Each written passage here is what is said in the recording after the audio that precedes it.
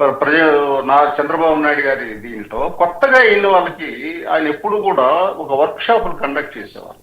ఉమ్, రాజ్యాంగం మీద, పాలసీస్ మీద అవగాహన, చట్టసభలో ఎలా మాట్లాడాలి, మరి అది గురుమూర్తి గారు చెప్పాలి. ఇప్పుడు ఈ కొత్తగా ఎన్నికైన వాళ్ళకి అది ఆ రకమైనటువంటి కార్యక్రమం జరిగిందో లేదో నాకైతే తెలియదు. ఉమ్, ఆయన ఎప్పుడు కూడా ఏంటంటే కొత్తగా వచ్చారు కాబట్టి వీళ్ళకి సరైన ఇన్పుట్స్ ఇవ్వాలని ఆ ఉద్దేశంతో కండక్ట్ చేసేవారు గతంలో, నాకు బాగా గుర్తు. ఉమ్, మరి అది కూడా వీళ్ళకి అవగాహన లేకపోవడం వల్ల ఏం మాట్లాడతారో వాళ్ళకే తెలియదు. నేనైతే ఆశ్చర్యపోయాను. ఒక అసెంబ్లీ నేను చూశాను, ఒక ఆయన అంటాడు, తెలుగుదేశం ఎమ్మెల్యే, అందులో హోంమంత్రిని విమర్శిస్తున్నాడు, సీఎం గారిని విమర్శిస్తున్నాడు. నా లెటర్ ప్యాడ్లు అయిపోయి కానీ నాకు నా సమస్యకి పరిష్కారం దొరకలేదు అని మాట్లాడడం చూసి నేను కొద్దిగా నవ్వుకున్నాను.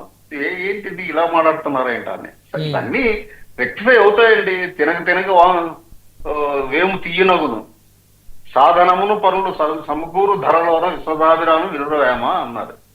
అన్ని అవుతాయి బ్రహ్మనాయుడు గారు, మీరే కంగారు పడకండి, అన్ని సక్రమం సర్దుకుంటాయి.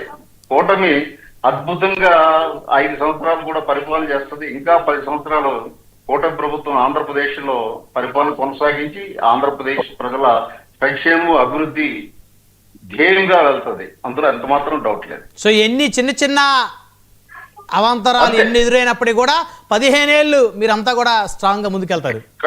ఖచ్చితంగా ఖచ్చితంగా. ఓకే ఓకే సార్, మళ్ళీ వస్తాను మీ దగ్గరికి. మనతోటి ఫోన్ లైన్లో అక్షయ్ సత్యం గారు జాయిన్ అయ్యారు. జూపూడి గారు జాయిన్ అయ్యే ఒక 5 minutes టైం పడుతుంది.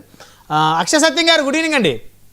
Sir good evening sir. మీకు ప్యానెల్లో ఉన్న పెద్దలు శివశంకర్ గారికి, తెలుగుదేశం ప్రతినిధి గారికి నమస్కారం సార్. యా సత్యం గారు, మొత్తానికి రఘురామకృష్ణరాజు గారు తన వ్యాఖ్యల్ని సవరించుకున్నారు. సో కాస్త ఆయన వ్యాఖ్యలకు